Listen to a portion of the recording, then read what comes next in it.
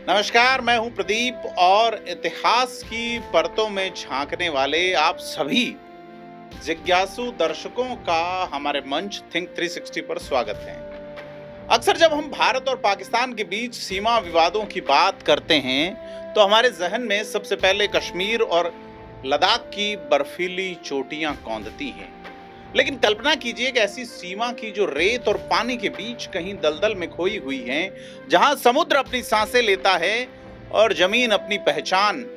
एक ऐसी सीमा जो 78 सालों से एक अनसुलझी पहेली बनी हुई है और जिसके लिए हाल ही में भारत के रक्षा मंत्री ने पाकिस्तान को चेतावनी दी है कि इतिहास और भूगोल दोनों बदल जाएंगे। क्या है ये जगह और क्यों है इतनी महत्वपूर्ण, और क्यों ही अचानक इसे लेकर तनाव फिर से बढ़ गया है?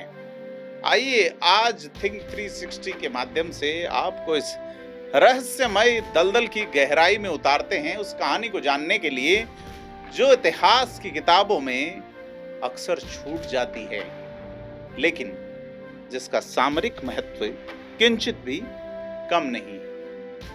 आपने अगर थिंक 360 को सब्सक्राइब नहीं किया तो सब्सक्राइब जरूर कर लें, क्योंकि आज हम सर क्रीक की बात कर रहे हैं। अब ये सर क्रीक कौन सा क्रीक है?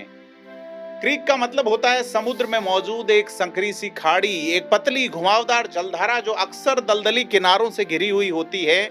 और जिस सर क्रीक की हम बात कर रहे हैं वो भारत के गुजरात और पाकिस्तान के सिंध प्रांत के बीच में अरब सागर से सटी हुई एक 96 किलोमीटर लंबी दलदली जमीन है, जिसे कभी बन गंगा के नाम से जाना जाता था, लेकिन ब्रिटिश काल में इसका नाम सर क्रीक हो गया और तभी से यानी ब्रिटिश हुकूमत के दौर से ही यह इलाका विवादों के घेरे में है।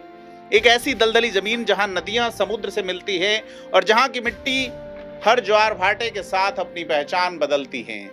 लेकिन आखिर अब इसे लेकर इतना शोर क्यों है, हंगामा क्यों बरपा है?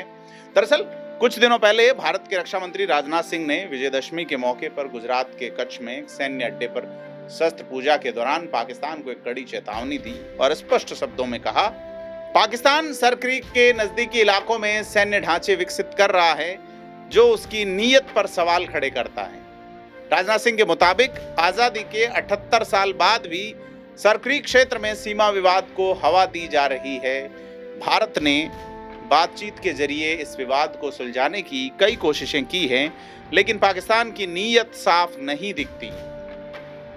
राजनाथ सिंह ने पाकिस्तान को दो टूक कहा है कि अगर इस क्षेत्र में किसी भी दुस्साहस की कोशिश की गई तो उसका इतना निर्णायक जवाब दिया जाएगा कि इतिहास और भूगोल दोनों बदल जाएंगे।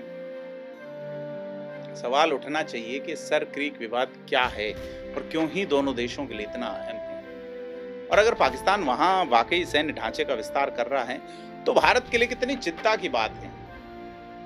और इन अहम सवालों के जवाब जानने के लिए आपको इस अनसुनी कहानी की तह तक उतरना होगा। जैसा हम आपको बता चुके हैं कि विवाद आज से नहीं ब्रिटिश काल से चला आ रहा है। कहानी शुरू होती है 1914 से। उस वक्त सिंध जो अब पाकिस्तान का प्रांत है और कच्छ जो कि अब भारत के गुजरात का हिस्सा है, दोनों ही बॉम्बे प्रेसिडेंसी का हिस्सा हुआ करते थे। लेकिन इन दोनों सूबों के बीच सर क्रीक के क्षेत्र को लेकर एक गंभीर विवाद चल रहा था। प्रांतों का विवाद, देशों का विवाद हो गया। तब तक इस क्षेत्र का कोई विधिवत सर्वे नहीं हुआ। फिर 1913-14 के बीच इसका सर्वे हुआ और बॉम्बे प्रेसिडेंसी ने एक प्रस्ताव जारी किया। इस प्रस्ताव में कहा गया कि सर क्रीक एक दलदली जगह है, यहाँ से जहाज नहीं गुजर सकते, यानी ये नॉन नेविगेबल है, इसलिए इसकी सीमा बीच से नहीं बल्कि किनारे से, यानी कि इसके पूर्वी बैंक, जिसको ईस्टर्न बैंक भी कहा जाता है, पूर्वी किनारे से तय की जाएगी। और इस फैसले का नतीजा ये हुआ कि सर क्रीक का पूरा हिस्सा सिंध की तरफ चला गया। और भारत और पाकिस्तान के बंटवारे के बाद पाकिस्तान इसी 1914 के ब्रिटिश फैसले को आधार बनाता है। उसका कहना है कि सीमा रेखा जो है वो खाड़ी के पूर्वी किनारे से ही होनी चाहिए, लेकिन भारत इस पे सहमत नहीं है। भारत कहता है सीमा तो खाड़ी के बीच से, यानी मिड चैनल से तय होनी चाहिए। भारत अपने इस दावे के पीछे अंतर्राष्ट्रीय सीमा कानून और संयुक्त राष्ट्र की समुद्री कानून पर संधि यानी UNCLOS के एक सिद्धांत का हवाला देता है, और ये सिद्धांत है थालवेग। थालवेग का सिद्धांत कहता है कि अगर कोई नदी या खाड़ी दो देशों के बीच में है तो सीमा सामान्य रूप से उसके सबसे गहरे या मुख्य नौ वहन योग्य चैनल के बीच से ही तय की जाएगी, वहां से तय की जाएगी जहां से जहाज गुजर सकते हैं। परंतु साहब पाकिस्तान तो पंगा करने का मास्टर है और वो इस सिद्धांत को मानने से इनकार करता है। उसका तर्क है कि चूंकि सर क्रीक एक दलदली और नॉन नेविगेबल जमीन है, इसलिए थालवेग का सिद्धांत इस पर लागू नहीं होगा। वहीं भारत का पक्ष इससे बिल्कुल अलग है। भारत कहता है कि यहाँ ज्वार भाटा आता रहता है, टाइड्स का असर रहता है, इसलिए इस क्षेत्र का स्वरूप बदलता रहता है। ये हमेशा एक दलदली जमीन नहीं रहती, बल्कि ज्वार के समय यहाँ जहाज भी गुजर सकते हैं। ऐसे में किनारे से सीमा तय करने का कोई औचित्य नहीं बनता। अब बड़ा सवाल जो है, जो सबसे महत्वपूर्ण सवाल है, वो ये है कि ये इलाका आखिर इतना इम्पोर्टेंट क्यों है जब दलदली है? क्या है इस दलदली जमीन में जो दोनों देशों के बीच दशकों से विवाद का कारण बनी हुई है? और क्यों ही रक्षा मंत्री इतिहास और भूगोल बदलने की चेतावनी दे रहे हैं? क्योंकि सर क्रीक जो है वो इकोनॉमिक और सामरिक रणनीतिक हर लिहाज से बहुत महत्वपूर्ण इलाका है। अगर सीमा खाड़ी के बीच से मानी जाए तो भारत को समुद्र का एक बड़ा हिस्सा मिलेगा, जबकि किनारे से मानने पर पाकिस्तान का फायदा होगा निश्चित तौर पे। इसीलिए भारत के रक्षा मंत्री खासे उग्र हो रहे हैं, क्योंकि इस क्षेत्र का महत्व सिर्फ जमीन तक सीमित नहीं है।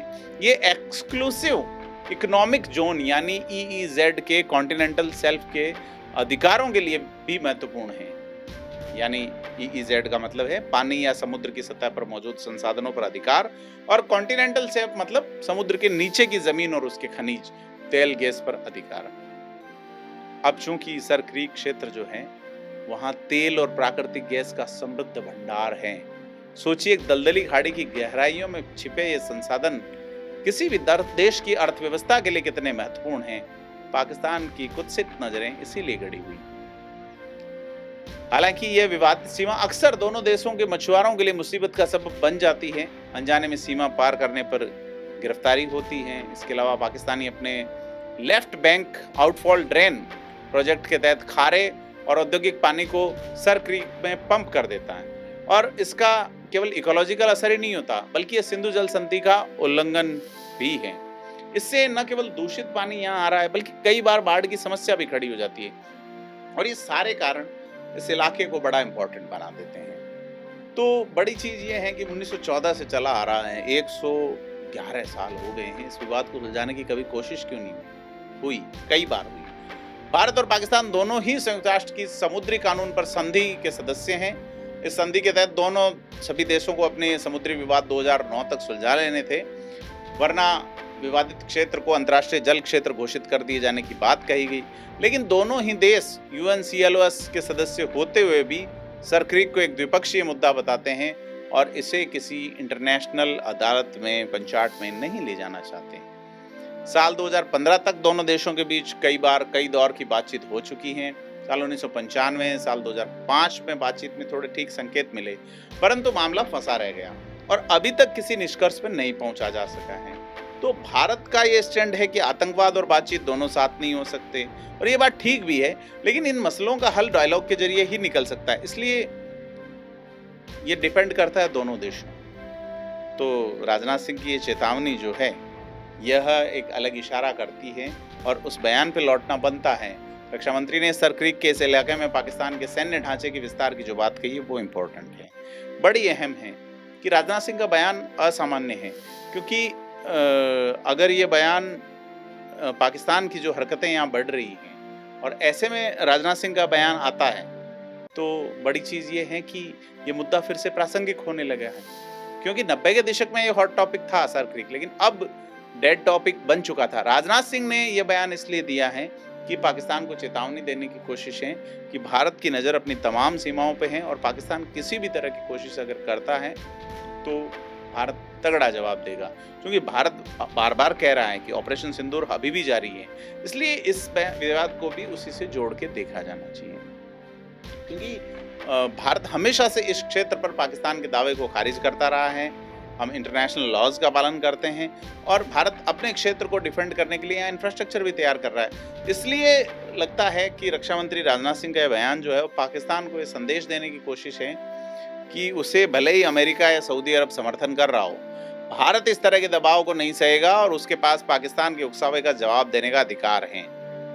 और अगर पाकिस्तान इस इलाके में सैन्य विस्तार कर रहा है तो भारत को भी अपने एयर डिफेंस और रडार टेक्निक को मजबूत करना होगा, क्योंकि ये सीमाई इलाके हैं और यहाँ निश्चित तौर पे आतंकवादी घुसपैठ के बड़े खतरे रहते हैं। ऐसे में यह जो मुद्दा है सर क्रीक का मुद्दा, तो वो एक अनकही कहानी जैसा लगता है, परंतु इस कहानी को कहा जाना इम्पोर्टेंट था। एक दलदली खाड़ी की दास्तान है जो नक्शे पे भले छोटी दिखती हो, लेकिन उसके भीतर इतिहास, भूगोल, अर्थशास्त्र, रणनीति और युद्ध की नीतियों की गहरी परतें हैं। सर क्रीक बेसिकली एक जमीन का टुकड़ा नहीं है, बल्कि दो देशों की संप्रभुता, संसाधनों और भविष्य के दावों का प्रतीक है। सर क्रीक हमें याद दिलाता है कि इतिहास कभी पूरी तरह से नहीं मरता, वो बस अपनी बारी का इंतजार करता है और सही वक्त आने पर फिर से सुलग उठता है। जब तक ये विवाद सुलझता नहीं, सर क्रीक भारत और पाकिस्तान के बीच एक अनकही तनाव रेखा बनी रहेगी। आपको क्या लगता है इस मुद्दे पे, खास करके सर क्रीक पे भारत का दावा या पाकिस्तान का दावा? हमें कमेंट करके बताएं और वीडियो को लाइक शेयर जरूर करें। थिंक 360 को सब्सक्राइब करना नहीं भूलें।